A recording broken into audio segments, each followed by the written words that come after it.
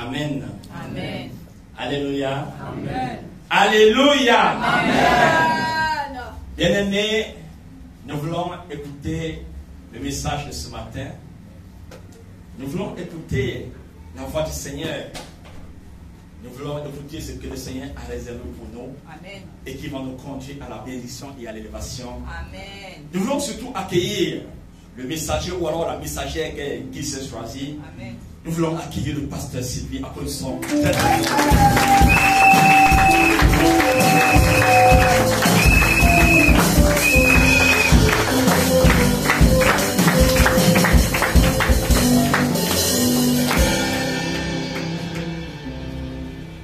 Nous prions. Dieu de grâce, Dieu de bonté, Dieu d'amour, Dieu de paix.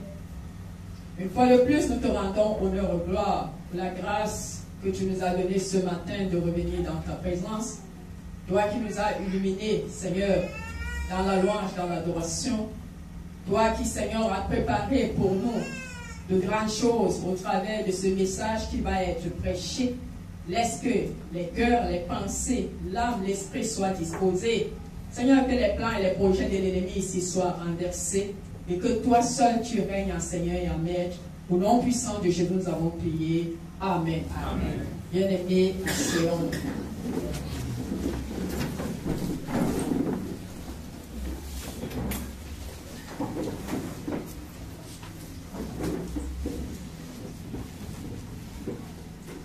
Alléluia. Bien-aimés, le thème de notre prédication de ce jour, c'est le parrainage. Le parrainage. Le parrainage. Frères et sœurs en Christ, pour avancer dans la vie professionnelle, dans la vie sociale, dans la vie religieuse, pour avancer dans la vie de manière générale, il arrive souvent que nous avons besoin du soutien, du recours d'une tierce personne. Alléluia. C'est une relation qui s'est bâtie, une relation de parrain à filleule. Ça peut aussi être une femme, une relation de marraine avec l'enfant, avec le fils ou la fille. Bien-aimés, c'est des cas fréquents et permanents. Dans la maison de Dieu, cette relation existe et est permanente. Mais la question que nous allons nous poser ce matin, c'est de savoir si nous tirons avantage de ces relations. Bien-aimés, si nous savons valoriser cette relation. Bien-aimés, si nous savons donner la place au Seigneur dans ce lien qui est créé. Et nous allons nous inspirer ce matin dans le livre des Chroniques pour bien parler de cette situation. 2 Chroniques chapitre 24, versets 1 à 3 et verset 6 pour commencer. 2 Chroniques chapitre 24, versets 1 à 3 et verset 6. 2 Chroniques 24, verset 1 à 3. Verset 1. Joas avait 7 ans lorsqu'il devint roi. Et il régna 40 ans à Jérusalem. Sa mère s'appelait Tidja de Beersheba. 2. Joas fit ce qui est droit aux yeux de l'Éternel pendant toute la vie du sacrificateur Jéhojada. 3. Jéhojada prit pour Joas 2 femmes. Et Joas engendra des fils et des filles. 6. Le roi appela Jéhojada, le souverain sacrificateur, et lui dit: pourquoi n'as-tu pas veillé à ce que les Lévites apportassent de Juda et de Jérusalem l'import donné par Moïse, serviteur de l'Éternel, et mis sur l'assemblée d'Israël pour l'attente du témoignage? Amen. Alléluia. Amen. Bien-aimés, ici le Seigneur nous parle de Jéhojada, le parrain. Le Seigneur nous parle de Joas, le fidèle. La Bible nous dit que Joas avait 7 roi à Juda. 7 ans, ça veut dire que c'était un enfant. Bien-aimé, un enfant, c'est signe d'immaturité. Un enfant, c'est signe d'inexpérience. Un enfant, c'est signe de faiblesse. Un enfant, c'est signe d'impuissance. Aussi fort qu'il pouvait être à 7 ans, Joas ne pouvait pas diriger un royaume. Alléluia. Amen. Parce que c'était un enfant. Nous sommes, le Seigneur permet que nous soyons tenus par la main parce que nous sommes des enfants. Quand tu nais dans la maison de Dieu, tu as donné ta vie au Seigneur Jésus-Christ. Où est ton expérience? Où est ta force? Où est ta puissance? Bien-aimé, tu vas être tenu par la main pour être conduit de jour en jour, jusqu'à ce que tu deviennes un homme mûr. Et Jehoiada ici avait tenu la main, bien-aimé, de Joas pour le conduire. Alléluia. Amen. La Bible nous parle ici que cet enfant avait 7 ans lorsqu'il est devenu roi. Et la Bible nous cite ici le nom de sa mère. Il n'est pas tombé du ciel. À côté de lui, il y avait un parent charnel. Bien-aimés, nous connaissons la royauté. Nous connaissons la présidence. En réalité, si tu es roi ou si tu es président, ça veut dire qu'il existe un gouvernement. Et qui dit gouvernement, dit des fonctionnaires, des ministres, des gouverneurs, des conseillers, des gens qui occupent des postes et qui vont t'aider à avancer dans le travail ou dans la mission que tu as. Alléluia. Amen. Ça veut dire qu'au moment où Joas est au trône, il était naturellement entouré de monde, entouré de gens, plus sa mère charnelle dont nous faisons cas ici. Mais la Bible dit que une personne seule va se démarquer au milieu de tout cela pour conduire Joas. Et cette personne, c'est un sacrificateur. C'est d'ailleurs le souverain sacrificateur. C'est un homme spirituel. C'est un homme qui a donné sa vie au Seigneur. C'est un homme que le Seigneur a établi et bâti pour conduire cet enfant, pour l'orienter selon les voies de Dieu. Alléluia. C'est sûr que tu as eu des soutiens dans le monde. Tu en as encore aujourd'hui.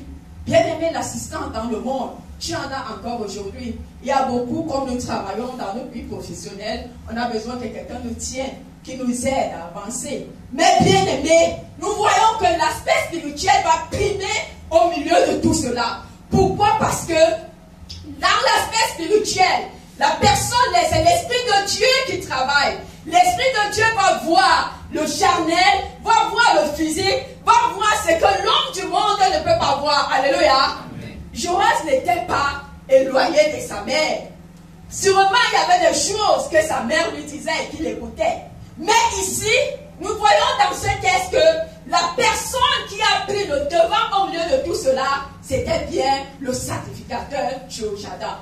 Je voudrais te dire que ce n'est pas à tort que le Seigneur a voulu que tu naisses dans une maternité et qu'au-devant de toi, il y ait des gens, il y ait des parrains, il y ait des marins, pour ne pas dire des pères spirituels, pour t'orienter dans la vie de tous les jours.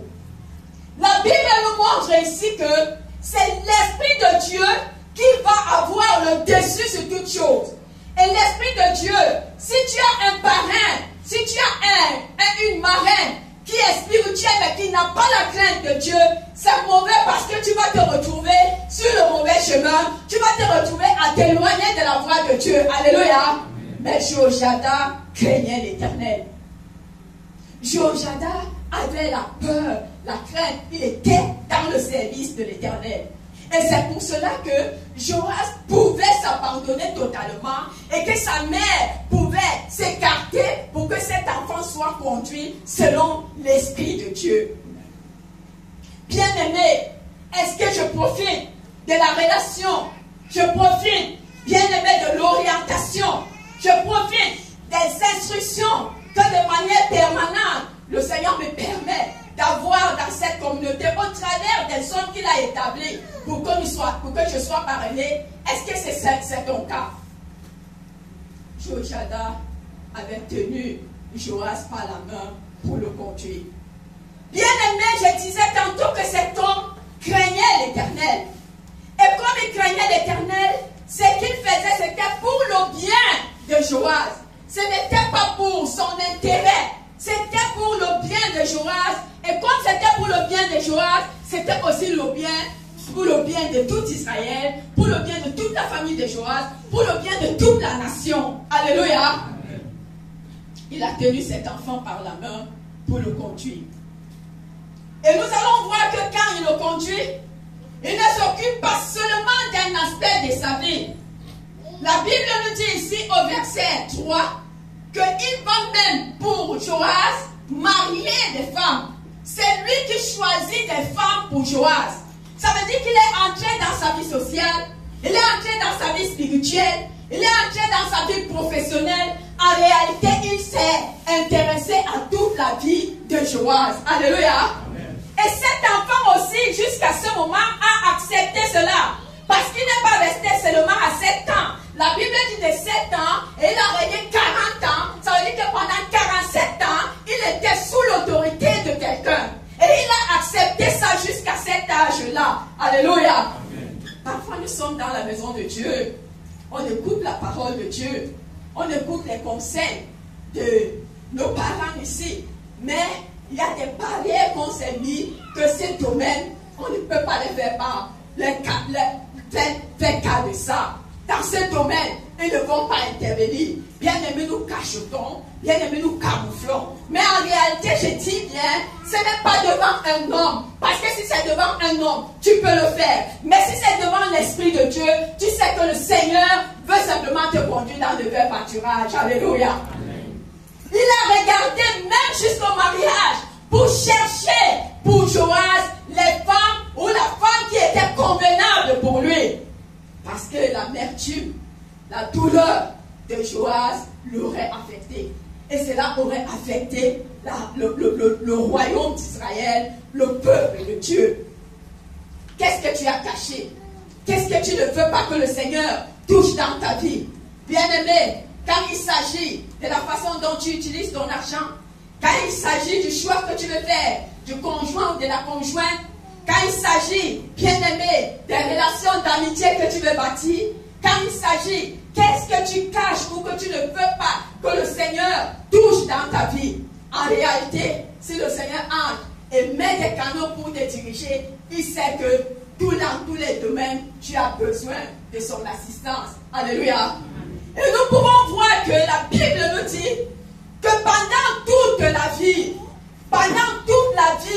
de Jojada, Joas a fait ce qui était droit au devant de l'Éternel, aux yeux de l'Éternel, pendant toute la vie de Jojada. Tu peux dire que non, je ne veux pas qu'on me donne les conseils dans ce domaine. Je ne veux pas que le Seigneur fasse intervenir ses serviteurs dans ce domaine, parce que je suis sûr que là-bas, ils vont me donner, ou bien c'est des mauvais conseils, il y aura des mauvaises conséquences. Le résultat de ce que nous avons vis-à-vis des conseils que nous suivons, quand nous les mettons en pratique, montre si c'est bon ou c'est mauvais, c'est qu'on nous donne comme conseil. Bien aimé, si on me dit dans la maison de Dieu, si je reçois des conseils que quand dans ma famille, il y a la discorde, qu'il y a la division, qu'il y a la désolation, et que je dois être celle qui amène la réconciliation, celle qui amène la paix, est-ce que c'est un mauvais conseil?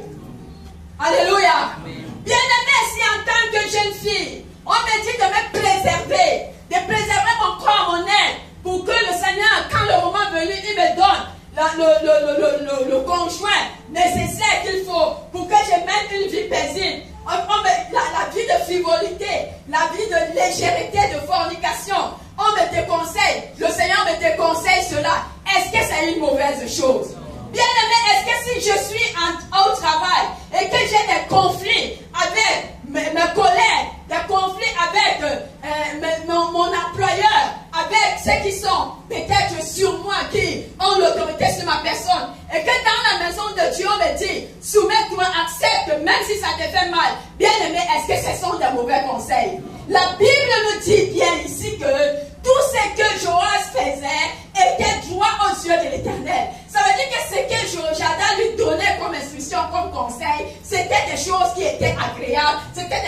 était bonne, autant pour la société que pour le Seigneur. Regarde donc aujourd'hui, où le Seigneur t'a conduit dans cette communauté, où le Seigneur te permet d'être dirigé par sa parole, par les canaux, par les responsables qu'il a mis. Regarde les choix que tu as fait de manière personnelle et les conseils que tu as reçus. Regarde bien la différence et dis si c'est que tu as le choix que tu as fait au moment où tu as refusé, où tu as caché l'orientation qui venait, tu as caché, tu as pris une autre orientation en refusant les conseils qui venaient du Seigneur. Compare bien et vois si tu es dans la réussite. Alléluia. Amen. La Bible dit que pendant toute cette vie-là, Jehoiada a fait ce qui est bien parce que le résultat qui en ressortait était un résultat favorable. Et si je reçois de mon parrain, si je reçois de ma marraine, bien aimé, au fil des temps, il faut qu'on voie ses fruits. Ce n'est pas que c'est quand la personne ne sera plus, ou bien que chaque fois, il faut toujours que j'appelle au téléphone, je demande à gauche, je demande à droite. Il faut que pendant que j'ai grandi dans le Seigneur, on puisse voir le résultat de ce travail. La Bible nous dit ici au verset 6 que nous venons de lire que Joas, à un moment donné, a remarqué que le temple de Dieu n'était pas réparé. Il a remarqué que le temple de Dieu avait des problèmes. Et il savait que c'est Jehoiada, son parrain, son père spirituel, qui était le souverain sacrificateur, qui dominait sur tout le peuple, sur toute la maison de Dieu à ce moment. Quand il a remarqué, il l'a interpellé. Et pourtant, c'est lui qui recevait les instructions de Jehoiada. Ça veut dire que le travail que Jehoiada faisait jusqu'à ce moment portait du fruit. C'est pour cela qu'en retour, Joas pouvait être un soutien, pouvait être un rappel, pouvait être une aide pour son propre père qui était en train de le former. Alléluia. Amen. Il va l'interpeller. Parce qu'après tout, c'est des hommes où à un moment donné la chair peut se manifester et qui ont aussi besoin de notre rapport. Ce n'est pas que si le père s'affaiblit ou la mère s'affaiblit, ça devient un sujet de murmure ou bien alors que tu abandonnes alors la voix du Seigneur. La Bible dit ici que Joas l'a interpellé. Pourtant c'est lui qui guidait Joas. Ça veut dire que ce travail que Jehoiada faisait jusqu'à ce moment était en train de porter du bon fruit. Comment est-ce que ce sera possible que nous avançons dans la maison de Dieu? Bien aimé, tu appelles le matin, tu appelles à midi, tu appelles le soir. Le jour où le téléphone de la maman ne passe pas, le jour où le téléphone du père ne passe pas, tu sombres. Alors que pendant plus de 10 ans, 15 ans, 20 ans, 47 ans comme cet enfant, nous sommes en train de recevoir la parole de Dieu. La Bible nous montre ici que jusqu'à ce moment, cette relation était valorisée. Jehoiada faisait du bon travail. Joas aussi de son côté recevait, pratiquait, bien aimé ce qu'on lui donnait comme conseil. 2 Chroniques chapitre 24, versets 15 à 22. 2 Chroniques chapitre 24, versets 15 à 22. Verset 15. Jehoiada mourut, âgé et rassasié le jour. Il avait à sa mort 130 ans. 16. On l'enterra dans la ville de David avec les rois, parce qu'il avait fait du bien en Israël et à l'égard de Dieu et à l'égard de sa maison. 17. Après la mort de Jehoiada, les chefs de Juda vinrent se prosterner devant le roi. Alors le roi les écouta. 18. Et ils abandonnèrent la maison de l'Éternel, le Dieu de leur père, et ils servirent les Astartés et les idoles. La colère de l'Éternel fut sur Juda et sur Jérusalem, parce qu'ils s'étaient ainsi rendus coupables. 19. L'Éternel envoya parmi eux des prophètes pour les ramener à lui, mais ils n'écoutèrent point les avertissements qu'ils en reçurent. 20. Zacharie, fils du sacrificateur Jehoiada, fut revêtu de l'Esprit de Dieu. Et il se présenta devant le peuple et lui dit: Ainsi parle l'Éternel. Pourquoi transgressez-vous les commandements de l'Éternel? Vous ne prospérez point, car vous avez abandonné l'Éternel et il vous abandonnera. 21. Et ils conspirèrent contre lui et les lapidèrent par ordre du roi dans le parvis de la maison de l'Éternel. 22. Le roi Joas ne se souvint pas de la bienveillance qu'avait eu pour lui Jehoiada, père de Zacharie, et il fit périr son fils. Zacharie dit en mourant: Que l'Éternel voie et qu'il fasse justice. Amen.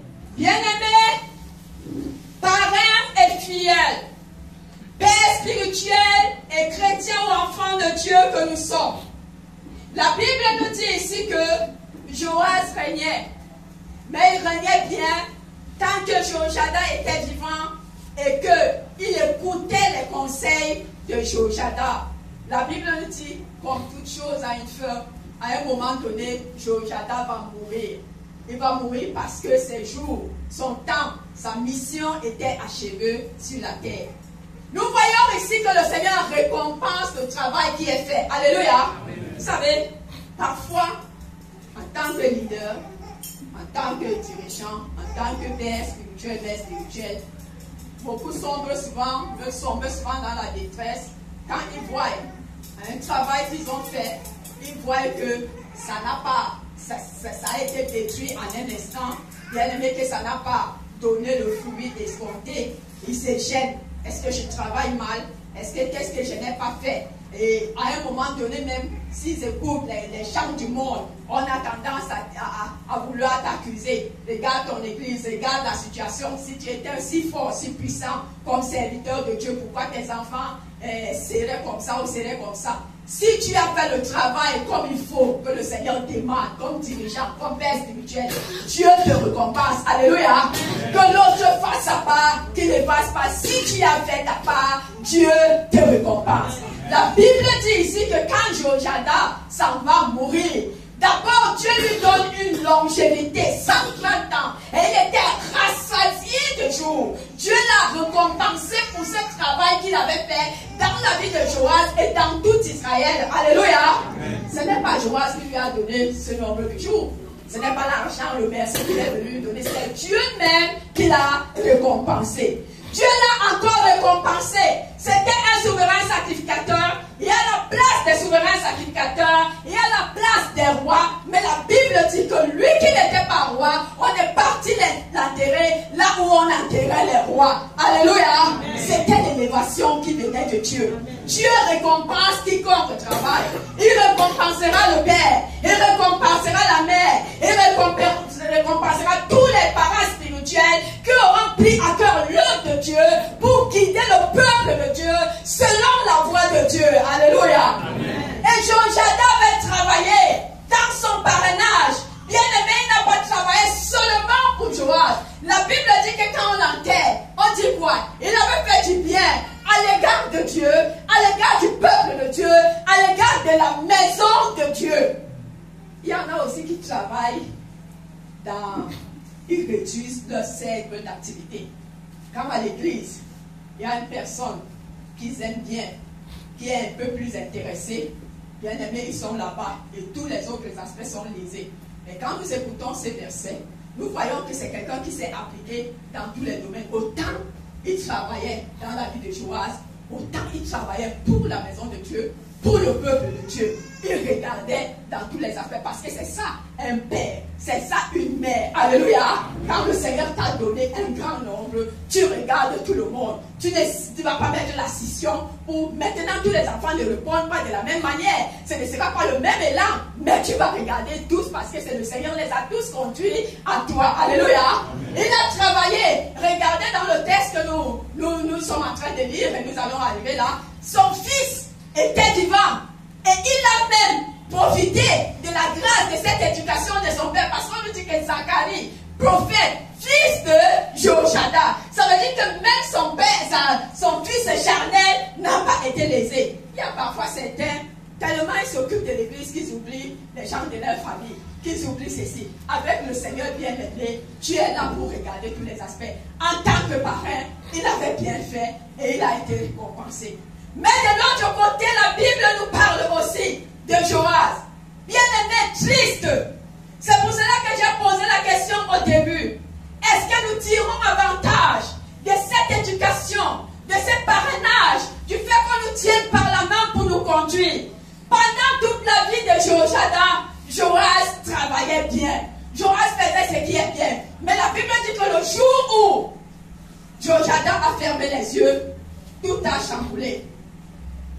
La Bible dit que les chefs sont venus le voir de Juda et se sont prosternés devant lui et l'ont supplié. Supplié pour dire que non, C'est qu'on fait là pour le Seigneur, laissons. Allons vers les idoles.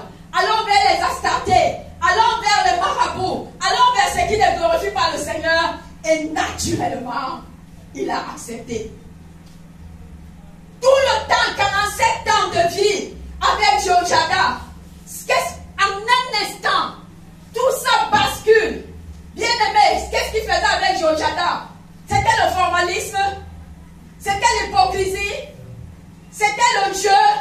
Pourquoi 47 ans que quelqu'un t'a tenu, t'a éduqué, t'a donné la bonne parole, t'a fait asseoir, il ferme les yeux, à peine il ferme les yeux, que tout cela est balayé dans les lendemains. Nous parlons de Joas, mais nous parlons de nous aussi. Alléluia. Amen. Parce que ça se voit chaque jour dans nos actions. Quand la maman n'est pas là, quand on n'arrive pas à la voir, quand on est loin de l'église, bien aimé, quand il faut prendre des décisions, on demande les mains sur la tête, c'est lui qui a fait ça. Toute la parole qu'on a reçue ici à la jeunesse, beaucoup ne sont plus. En un instant, ils ont disparu. Ils étaient ici, en activité, en action, jusqu'à on a dit que non, vraiment, ça là, c'est un fruit. Maman avait souvent parlé en disant que, oh, j'ai au moins ce Dieu que j'amène au ciel. Maintenant, elle-même, elle est encore là. La parole est encore là, l'église est encore ouverte, et c'est la désolation. Dans nos vies de tous les jours, si le Seigneur met le miroir, si maintenant on déploie, paf, et qu'on commence à voir ce que nous faisons, bien aimé, pourtant la parole est encore là. Il avait seulement fermé les yeux, bien aimé, toute la vie de Jéhoiada a basculé. Non, ce n'était pas l'hypocrisie. Bien aimé, ce n'était pas le formalisme. Mais en réalité, ce que Joas a fait, c'est que tout ce qu'on lui a donné, il n'a pas cherché à bâtir sa relation avec Dieu. Il a bâti sur l'homme. Il a bâti sur la personne. Et le jour où la personne n'est pas là, c'est la catastrophe. Alléluia. Mais si tu reçois la parole, pendant qu'on te dit ici, on te connecte à Christ. C'est que reçois et connecte-toi à Christ. Ça veut dire que le jour où la personne qui t'a orienté est là ou n'est pas là, bien aimé, tu peux montrer que tu es valable. Alléluia. Même dans la société, je parlais tout à l'heure qu'on parraine dans beaucoup de domaines. Comment est-ce que quelqu'un peut le parrainer 1 an, 2 ans, 3 ans, 4 ans dans la société et le jour où son parrain n'est plus là? Donc tout le travail là, il ne peut pas faire quelque chose, il ne peut pas saisir quelque chose. En réalité, il doit avoir ce dépôt en toi. Et dans le Seigneur, ça doit exister. Donc Joas se retrouve ici, ça veut dire que c'était quelqu'un qui n'a rien bâti avec le Seigneur, de manière que quand une autre personne, les autres viennent simplement, il les suit comme le vent. Ça veut dire qu'il suit seulement comme ça.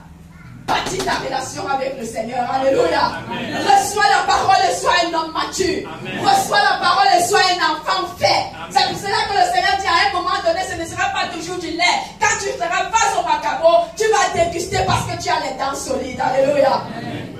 La Bible dit qu'il a succombé.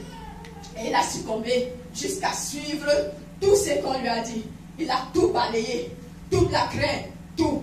Et nous voyons ce qui fait plus mal ici. C'est que quand il fait ça, le Seigneur ne s'est pas tué. Comme le Seigneur fait souvent avec nous ici. Parce que quand on commence à se perdre, le Seigneur parle, il parle. Parfois avec la violence, parfois en répétition. On est gêné. Mais alors que c'est le moment où nous devons nous repentir. La Bible nous montre ici qu'au lieu de se repentir, qu'est-ce que Joas va faire? Il va aller tuer Zacharie qui a prophétisé de la part du Seigneur. Et Zacharie, c'était le fils de Jéhoiada. Quelle douleur. Pourquoi? Parce que lorsque nous ouvrons la porte au mal, l'ennemi s'engouffre comme ça. Il récupère tout l'espace et nous perdons tous les repères. Bien-aimé, ferme la porte au péché. Alléluia. Amen. Saisis le Saint-Esprit et la grâce que le Seigneur te donne. Ça commence petit, ne laisse pas. Quand le diable vient, comme ils sont venus là, c'est faux conseiller. Et regardez comment le diable est rusé et malin. Les chefs qui viennent, ils flattent, ils se prosternent. S'il te plaît, le roi, bien aimé, la flatterie, il l'amène. Et le gars a ouvert, le roi Joas a ouvert toutes les portes et il est tombé. Ne jouons en aucun cas avec le mal. Bien aimé, quand l'ennemi commence, il ne vient pas pour, il n'a pas pitié. Il se rappelle tout le temps que tu as été du côté du Seigneur, tout ce que tu as fait pour amener un grand nombre vers le Seigneur. Et il va chercher à te couper les pieds et les mains de manière que tu ne puisses plus exister. Voilà ce qui se passe. Comment en un instant, dès qu'il a ouvert la porte, le diable s'est assis dans sa vie jusqu'à ce que, même si tu ne veux plus servir le Seigneur, comment tu ne peux pas te souvenir d'un père qui t'a pris par la main? Nous avons pris l'histoire de Joas au milieu parce que même on cherchait à le faire mourir. Sa grand-mère cherchait à le faire mourir en sachant qu'il pouvait être roi. Jadal l'avait récupéré caché. Et c'est lui et sa femme qui l'ont élevé même jusqu'à 7 ans. Peut-être nous avons commencé ici à partir de 7 ans. Donc c'est Jojada qui lui a donné la vie. C'est Jojada qui a aidé sa personne. Même si tu ne veux plus, que tu ne veux plus le Dieu qu'on t'a montré, aller jusqu'à tuer son fils. Mais le fils a dit que Dieu fasse justice. Alléluia. Parce que le Seigneur le fera toujours.